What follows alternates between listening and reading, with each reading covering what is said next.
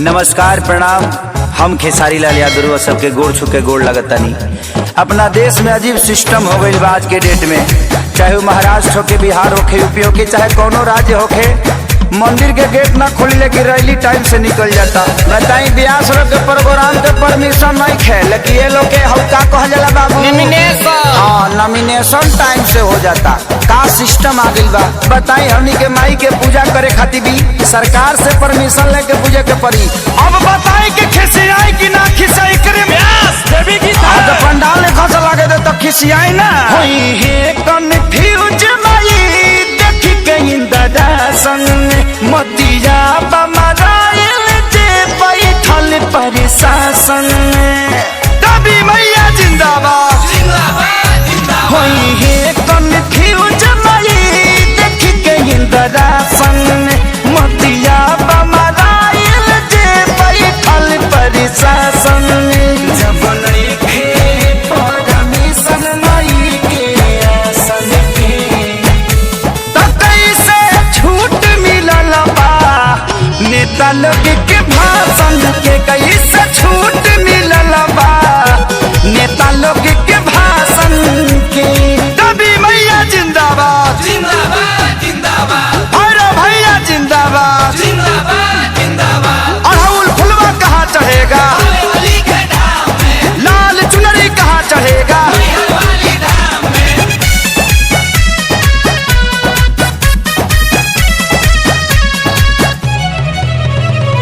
Rally में भरल लोगवा से कोना कोना पूजा में जुटबो तो हो जाई कोरोना।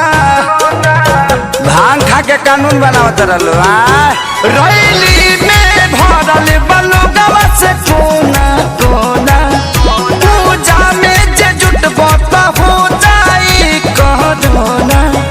परिभाषा होवे तो सुशासन के त कैसे छूट मिलल बा नेता लोग के भाषण के कैसे छूट मिलल बा नेता लोग के भाषण के। ताजा नारियल कहाँ चढ़ेगा धूप अगरबत्ती कहाँ जरेगा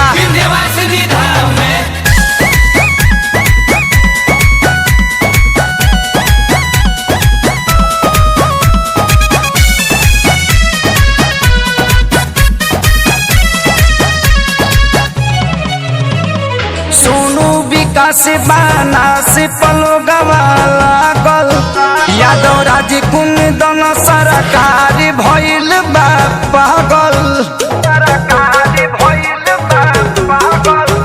सोनू विकास बाना से पलो गवाला गल यादव राज कुंदन सरकार भइल बा पागल भइल दुनिया बाके सारी